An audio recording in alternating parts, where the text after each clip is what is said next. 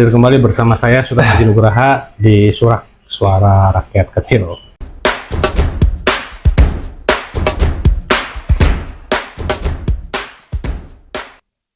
Hari ini saya diterima baik oleh Bung Agung Supirno, Sekretaris DPD Golkar Kota Cirebon, dan sebelumnya saya mengucapkan selamat atas terpilihnya kembali Bung Agung sebagai anggota DPRD Kota Cirebon periode 2024-2029. Ya, hari ini Golkar mendapat kursi terbanyak dan kemungkinan besar pimpinan dewan ya Bung ya? Iya, ketua DPRD.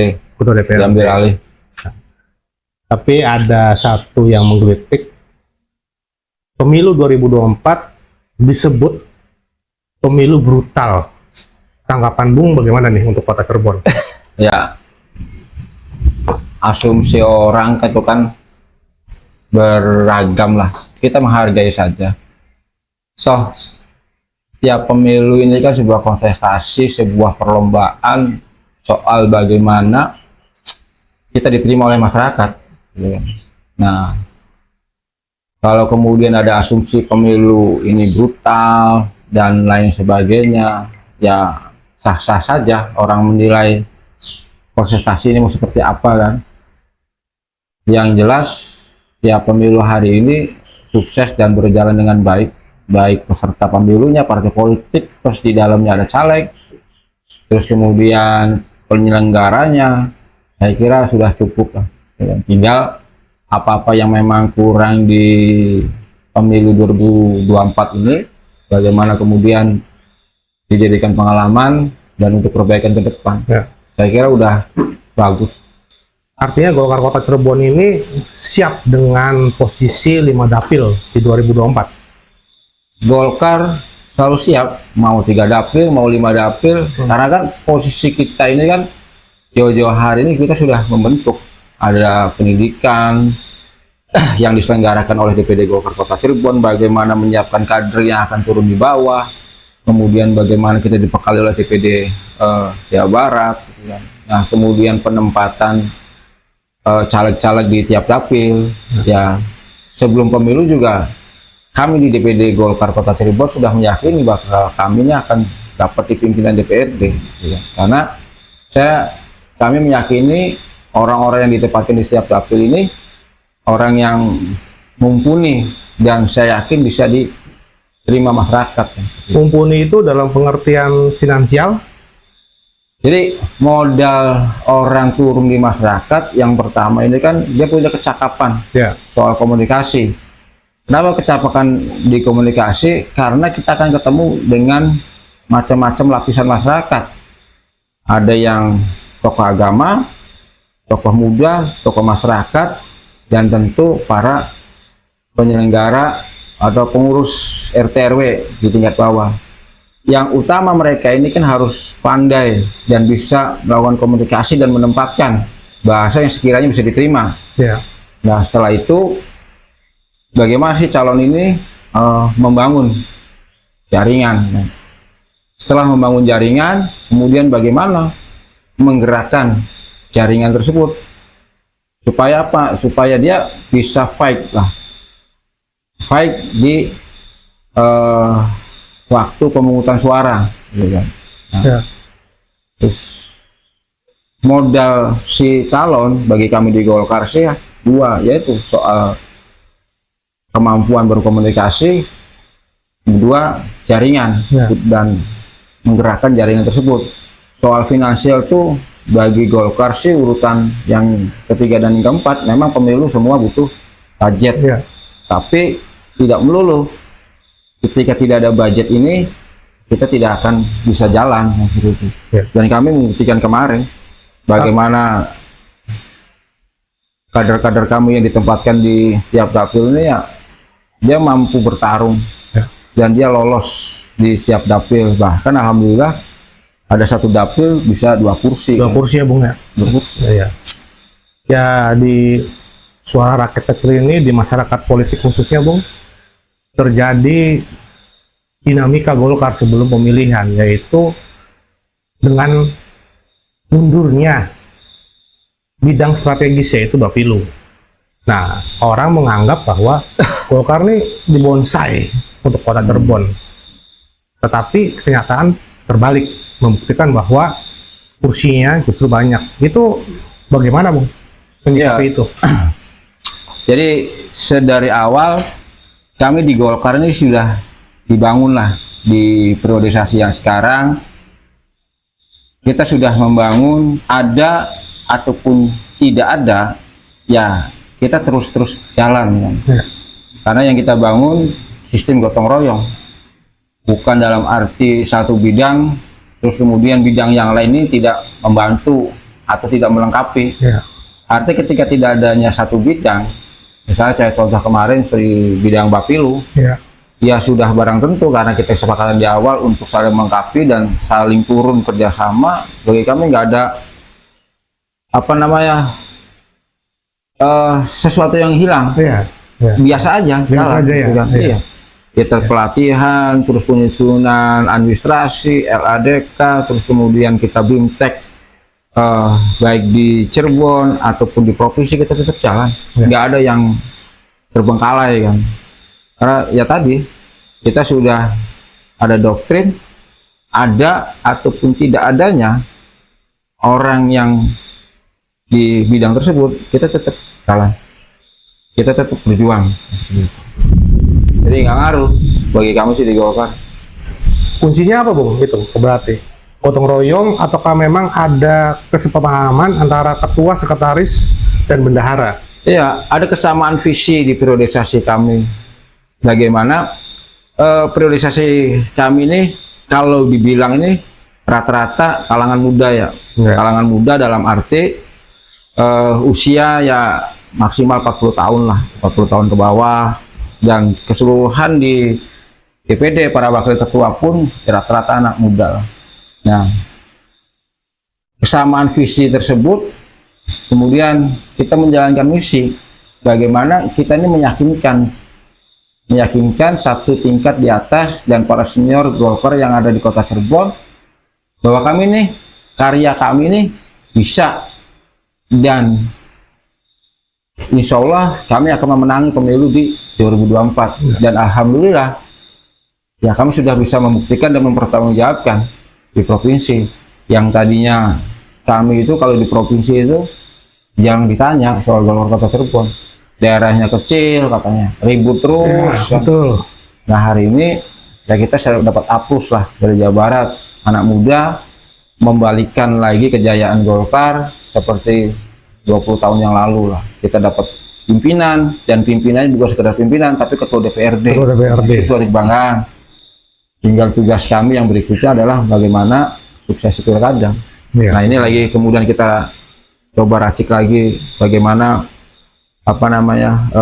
berbagai macam isu, lagi strategi dan segala macam. Dengan tadi membahas soal yang di internal bahwa ada salah satu bidang yang memang strategis itu menghilang, tidak jadi soal ya Bung ya, itu Maya. Jadi soal. Jadi soal dan jadi masalah. Dan, ya, tidak ada masalah, no problem. Buktinya hari ini menunjukkan bahwa Golkar Kota Cirebon bisa 6 kursi ketua DPRD.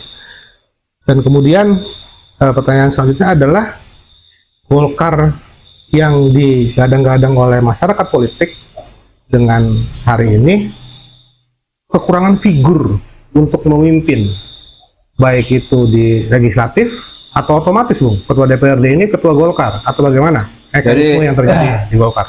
Kita ada SOP lah, PO kemudian mekanisme organisasi bahwa pimpinan DPRD itu ya sudah barang tentu dan otomatis ada di pimpinan partai, dalam hal ini ketua DPRD lah, seperti itu.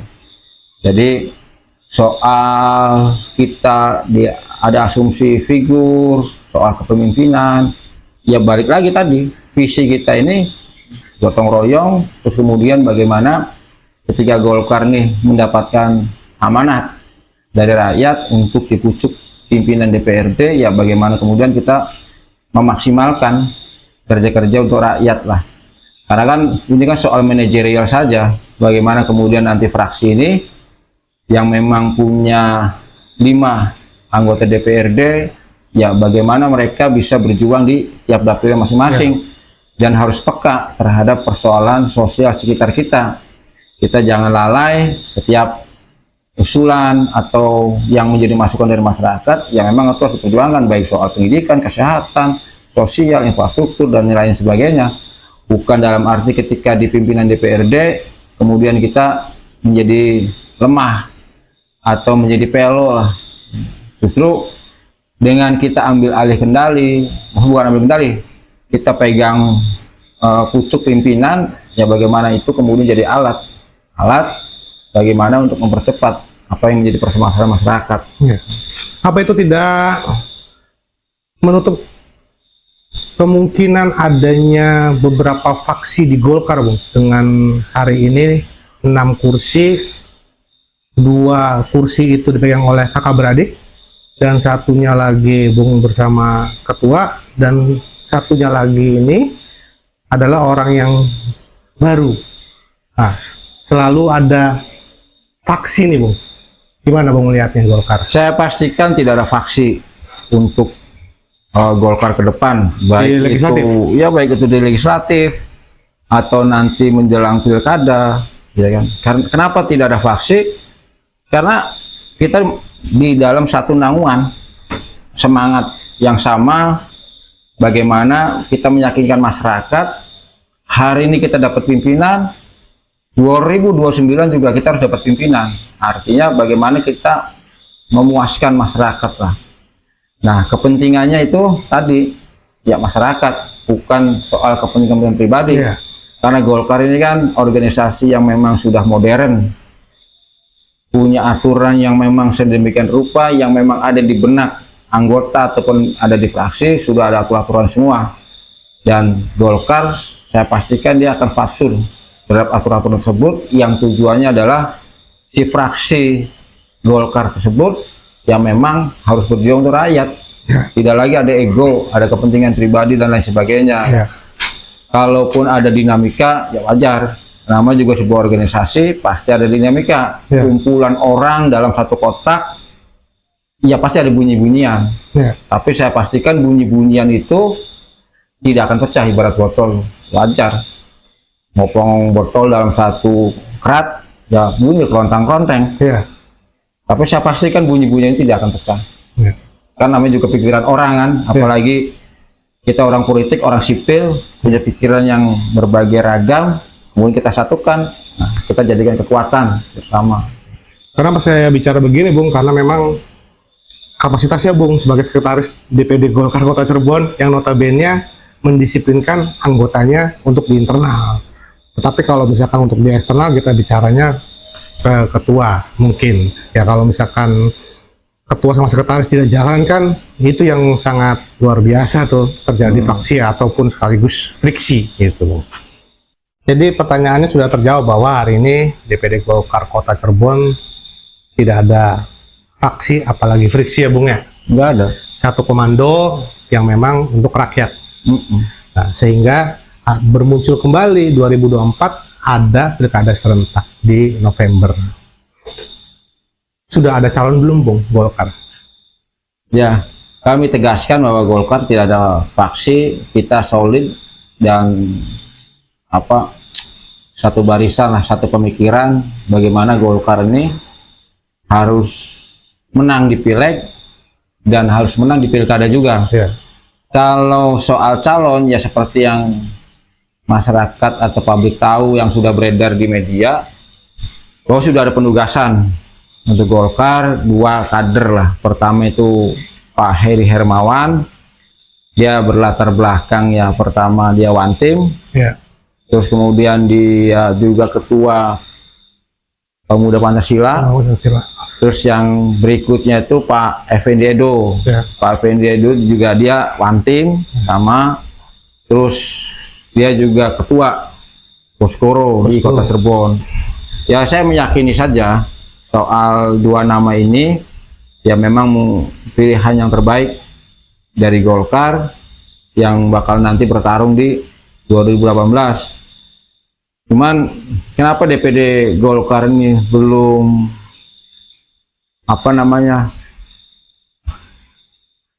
konsolidasi memenangkan salah satu nama, ya perlu saya disampaikan di sini karena kami baik ketua atau sekretaris kita intens komunikasi dengan Jawa Barat, dengan ketua Jawa Barat Pak Aceh. Kami diamanati untuk jangan memblok di 2 nama tersebut karena rekomendasi belum turun, tapi sifatnya memfasilitasi 2 nama tersebut ketika ingin melakukan komunikasi baik di internal ngurus Golkar atau eksternal. Bahasa dari ketua Jawa Barat, tunggu sampai rekom nih turun. Saya juga nggak pernah menanyakan kenapa sampai tunggu rekom turun. Nah, si 2 calon tersebut berdasarkan kami rapat terakhir, ya dibebaskan. Dia mau memasang baliho calon wali kota di Golkar, dia mau masang bendera, boleh berarti dibolehkan. Tapi bagi pengurus untuk jangan memblok dulu, biarkan mereka ini berkembang, berkembang, menyampaikan visinya, menyampaikan misinya. Karena nanti di Golkar itu tetap mekanisme terakhir pakai survei. Mana yang dianggap surveinya tinggi di antara 2 nama tersebut, ya insya Allah itu yang akan direkomendasi lah. Gitu. Kalau tidak salah dari yang tadi dari kedua nama calon wali kota dari Golkar itu, Effendi Edo memiliki anak yang notabene hari ini sebagai anggota dewan ya. Betul. Mas Eri namanya. Mas Eri ya. Ya, artinya kalau melihat 2 kandidat ini, mereka berjuangkah di DPRD pada saat kemarin pileg? Ya, namanya juga dia kader Golkar. Ya, saya meyakini betul bahwa mereka berjuang dengan kapasitasnya dan porsinya kan. Ada kemenangan Golkar di Kota Cirebon ini kan kemenangan bersama. Kemenangan ya kader, kemenangan pengurus, dan kemenangan caleg kan, seperti itu. Karena nggak bisa kita ngomong saya menang sendiri nih, ya kan? Karena semuanya juga saling nyumbang. Bahkan untuk memenuhi 1 kursi ini kan harus ada yang menopang calon-calon yang lain kan, sehingga terpenuhi suara 1 kursi kan. Sama seperti halnya di dapil-dapil yang lain juga, ya kita sadar betul kalau tanpa caleg lain ya kita nggak mungkin bisa dapat 1 kursi. Ya sama halnya hari ini pilkada Kota Cirebon, Golkar tidak mungkin mengusung sendiri kan karena kekurangan kursi untuk mengusung bakal calon wali kota. Artinya kalau misalkan melihat dari urutan yang di atas, memang betul adakah koalisi strategis ini seperti halnya Pilpres kemarin, Bung? Jadi arahan ketum kita, Ketum Erlangga kemarin yang disampaikan itu ada di media sosial. Jadi disarankan untuk membangun koalisi strategis itu dengan koalisi Pilpres. Koalisi Indonesia Maju. Arahannya begitu, disarankan. Dengan koalisi Indonesia Maju. Ya seperti macam partai Gerindra, bisa jadi PAN, bisa jadi Demokrat, atau siapa lagi nih yang kemarin satu koalisi kan. Ya koalisi Indonesia Maju lah. Dan lucunya Bung, Golkar mendapatkan 6 kursi itu di legislatif, tetapi perolehan suaranya masih kalah dengan yang dapat 5 kursi. Itu bagaimana Bung? Nasdem. Iya, secara pemilu memang Nasdem unggul. Perolehan Nasdem ini dapat sekitaran 28.000, Golkar 26.000. 26.000 ya? 26.000 sekian. Mereka menang di semua sebaran lah. Tapi konsentrasi dapil Golkar yang lebih unggul seperti itu. Makanya kan yang terpenuhi baik dari dapil 1 sampai dapil 5, Golkar memenuhi semua kursi-kursi tersebut. Dan kita unggul jauhnya itu di dapil Pekalipan Kejaksan. Itu kan ada ketua DPRD dan ada Mas Indra. Sehingga perolehan mereka berdua itu bisa dapat 2 kursi seperti itu. Berarti kalau misalkan koalisi Indonesia Maju itu terdiri dari Partai Golkar, Partai Amanat Nasional, dan satu lagi Partai Gerindra. Partai Amanat Nasional kalau tidak Demokrat salah Demokrat ya? Demokrat kan baru-baru ini ya? Enggak, dia kan koalisi Indonesia Maju tetap di Pilpres. Kalau misalkan linear dengan yang di atas, maka bisa diasumsikan Golkar memiliki calon, Partai Amanat Nasional pun memiliki calon, sedangkan Gerindra kemungkinan masih belum ada figur. Kalau melihat reaksi semacam ini, apakah memang Golkar kekeh di kursi nomor pertama? Ya, pengalaman dari pilkada ke belakang, ya kita ini boleh berharap dan kita ini boleh meminta, Ya. tapi di akhir tetap putusan ada di DPP dan semua kadernya harus patuh dan patsun. Ya. Iya kan?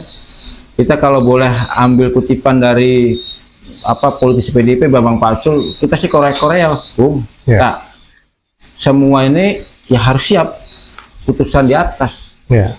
Kata di atasnya begini, oh siap. Kata di atasnya begitu, oh siap. Ya. Kita kan Korea-Korea, yang menentukan yang di atas. Di bawah boleh berharap, boleh meminta. Misalkan contoh, Bung Sultan Aji, ya, dengan Pak Effendi Edo, ya, berharap meminta nih. Ya. Di atas yang lain, ya kita harus siap. Ya. Dan tidak ada kader, oh kecewa, nggak ada. Kita harus patsuh. Karena DPP mungkin punya pertimbangan lain. Apakah pertimbangan politik, pertimbangan hal-hal lain, survei dan lain sebagainya. Ini harus dengan ini harus dengan itu. Ya. Ya, kita harus mengamankan rekomendasi tersebut. Kalau saya sih jelas tidak mungkin ya Bung ya. Kalau dimisalkan tuh, ada lagi yang masuk akal dimisalkannya tuh. Ada mungkin salah satu tokoh yang ada di kota Cirebon, sekalipun dia tidak masuk ke dalam partai politik karena masih birokrat, kalau keputusan atasnya dia menjadi cawalkot, bagaimana Bung? Ya balik lagi Bung, Terbelah Golkar. kita tidak ada bahasa terbelah.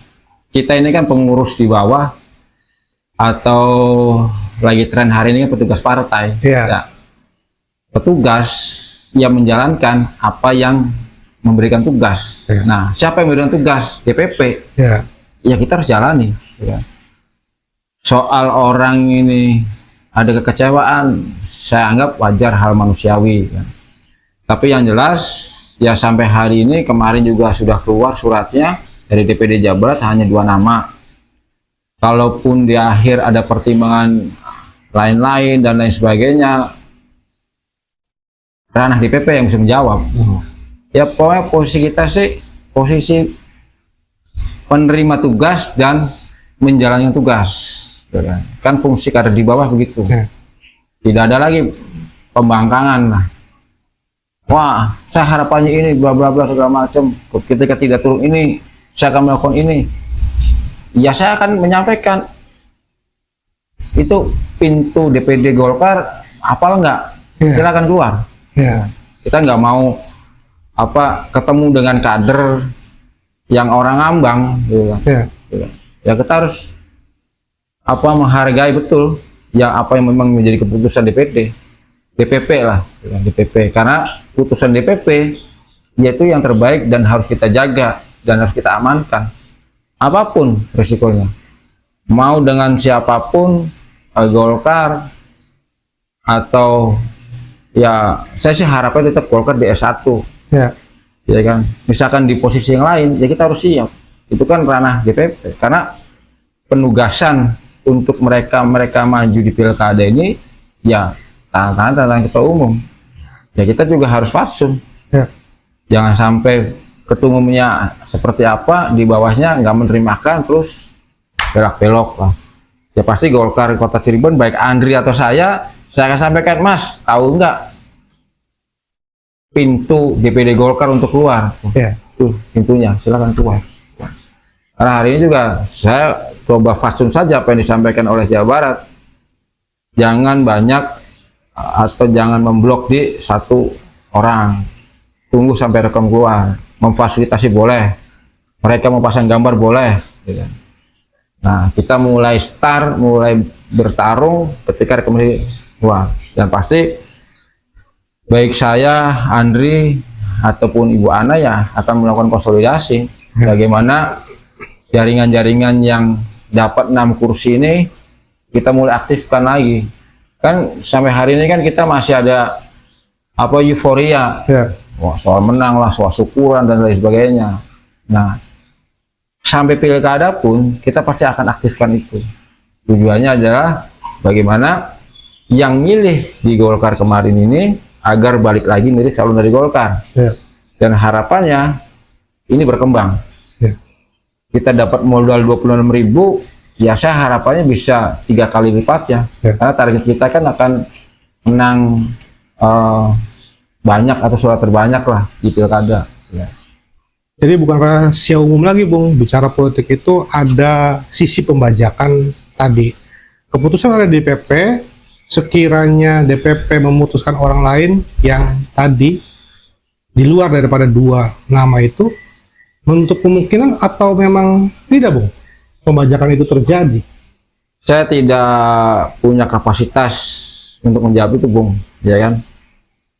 Yang tadi saya sampaikan adalah yang memang saya ketahui tata urutan mekanisme yang per hari ini hanya 2 nama. Kalaupun ada hal-hal lain, yaitu kewenangan dari DPP. Di luar ya, di luar kapasitas dari DPD Golkar. Dan posisi kita diamanatkan untuk diam dulu. Tunggu sampai rekom ini keluar. Rekom keluar, ini tentu ada dasar menyebut apakah nama Pak Edo atau ke Pak Heri. Ya tentu DPP ini berdasar survei soal tingkat apa ya, popularitas, elektabilitas kan. Nah tentu itu dasar yang akan diputuskan oleh DPP. Dan soal wakil-wakilnya siapa juga, ya silakan tuh DPP akan memutuskan. Kalau kita belajar dari pilkada kemarin, kita berharap ini dengan ini nanti keluarnya apa, kan itu ranah DPP. Artinya kalau untuk Golkar Kota Cirebon masih berpegangan kepada DPP dan kemungkinan koalisinya koalisi strategis, koalisi Indonesia Maju ya. Betul. Arahannya begitu. Disarankan. Bahasa disarankan. Apakah sudah melakukan komunikasi politik terhadap partai di luar koalisi strategis? Ya, soal komunikasi tentu kita melakukan tiap hari ya. Karena kan posisi ketua DPD, bendahara, ataupun saya sebagai sekretaris, keseharian saya bertemu dengan kawan-kawan fraksi di luar Golkar. Cuman hanya informal saja. Artinya kan konsolidasi itu ya memang sudah jalan secara informal. Nah, tinggal nanti kalau kemudian rekomnya keluar, nah baru kita melakukan penjajakan. Siapa sih yang nanti akan berpasangan dengan Golkar? Nah, tentu kan kami ini sudah bisa melakukan pembacaan. Karena peta di lapangan, ya kebetulan anggota DPRD yang hari ini ada, itu rata-rata mereka ketua partai. Ketua partai? Iya, baik PAN jadi ketua partai, baik Demokrat juga ketua partai, ataupun Gerindra juga sama. Jadi kita ketemu hari. Nah, tinggal kan soal siapa, ya kita juga punya pilihan.